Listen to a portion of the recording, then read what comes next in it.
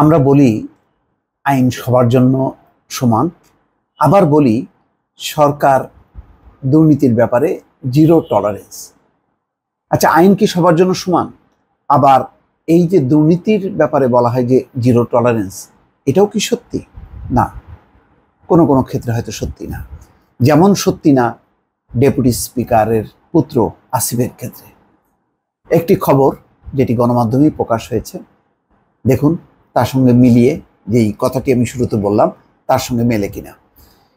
প্রায় 200 কোটির রাজস্ব ফাঁকি। চিন্তা করেন, 200 কোটি, 1-2 কোটি টাকা না। অ্যারেস্ট ওয়ারেন্ট থানায় পড়েছিল 25 মাস। 25 মাস দর্শক, 12 দুগুণী 24, তার মানে 2 বছরেরও বেশি সময়। তবুও আসিফকে গ্রেপ্তার করেনি পুলিশ। কেন? আসিফ আওয়ামী লীগের ছত্রছায়ায়, আসিফ ডেপুটি স্পিকারের পুত্র, সেই কারণে? তাহলে অন্যদের বেলায় যে চিরুনি অভিযান চলে, একেবারে মানে অভিযোগ থাকুক আর না থাকুক, পাকড়াও করার পরে তারপরে মামলা হয়, তাদের ক্ষেত্রে আইনের প্রয়োগ যেভাবে হয়, আসিফের ক্ষেত্রে সেভাবে হলো না কেন? এই যে 200 কোটি টাকা রাজস্ব ফাঁকি, কার টাকা? মানুষের টাকা। কার টাকা? রাষ্ট্রের টাকা। তাহলে আসিফ কিভাবে মুক্ত থাকলো? আর ডেপুটি স্পিকার, তিনি সংসদ চালান, নীতি নির্ধারকদের তিনি অভিভাবক, তিনি কোনো রুল দিলেন না কেন পুত্র বলে? তাহলে নিজের পুত্র সন্তানরা নিরাপদ থাকবে, তারা দেশ ছেড়ে পালাবে, আর বাকিরা জেলে ঢুকবে, সেটাও কি ঠিক হলো? যেমন ধরেন বেনজির চলে গেল, মতিউর আটকা পড়ল, আইনের প্রয়োগ কি সমান হলো? হলো না।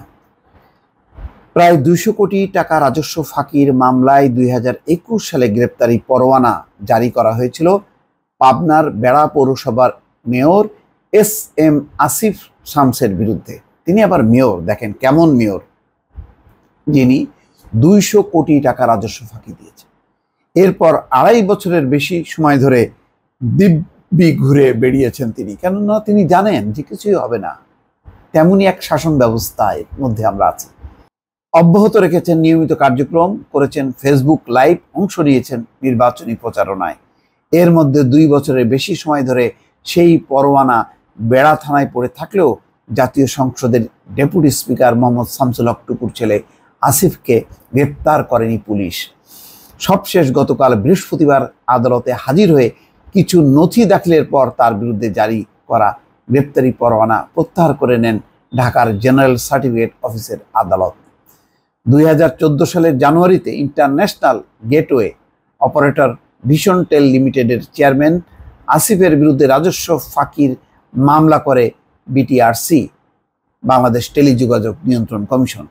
মামলায় আরও আসামি করা হয় ভিশন টেল লিমিটেডের ব্যবস্থাপনা পরিচালক আইরিন ইসলাম ও শরীফুল ইসলাম, পরিচালক রাসেল মির্জা ও শেয়ার হোল্ডার জিয়াউর রহমানকে। সেই ধারাবাহিকতায় 2021 সালের 23শে সেপ্টেম্বর থেকে 2021 সালের 30শে নভেম্বরের মধ্যে 4 জনের বিরুদ্ধে গ্রেপ্তারি পরোয়ানা জারি করেন আদালত। এর কপি 2022 সালের 23শে মে পাঠানো হয় বেড়া মডেল থানার ওসির কাছে। সেই থেকে আজ পর্যন্ত এই 2 বছর তিনি বিভিন্ন রাজনৈতিক ও সরকারি কর্মসূচি এবং নির্বাচনী প্রচারণায় নিয়মিত অংশ নিয়েছেন। দ্বাদশ জাতীয় সংসদ নির্বাচনে বাবার প্রচারণায় অংশ নিয়েছেন। বেড়া উপজেলা পরিষদ নির্বাচনে প্রার্থীদের কাছে ভোটও চেয়েছেন। তারপরে গত 23শে জুন আওয়ামী লীগের প্রতিষ্ঠাবার্ষিকী উপলক্ষে একটি মিছিলের নেতৃত্বে দেখা গেছে তাকে। নিয়মিত আসেন ফেসবুক লাইভে। গ্রেপ্তারি পরোয়ানা থাকা সত্ত্বেও এরপরও তাকে খুঁজে পায় না পুলিশ। আহারে, পুলিশ কবর থেকে, জঙ্গল থেকে বের করে নিয়ে আসে বিএনপির শত শত নেতাকর্মীকে, কিন্তু আসিফকে তারা খুঁজে পায় না। এই হচ্ছে অবস্থা। ওসি বলছেন বেড়া থানার, এই থানায় যোগদানের পর আমি তার বিরুদ্ধে গ্রেপ্তারি পরোয়ানা সম্পর্কে জানতে পারি, আমার ঊর্ধ্বতন কর্মকর্তাদের জানিয়েছে, তখন আমি তাকে মৌখিকভাবে বলি পাওনা টাকা পরিশোধ করতে।